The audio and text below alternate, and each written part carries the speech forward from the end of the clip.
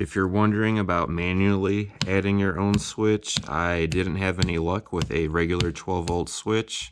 I believe there's enough resistance or load created with the switch and not enough current going through the wire for the light bulb not to work properly. I had a 5-volt switch laying around. I didn't have any luck with that either. And then I had a 3-volt switch for light duty use. I did have luck with this. So if you want to try something about adding a switch on your own, I would recommend a low voltage switch.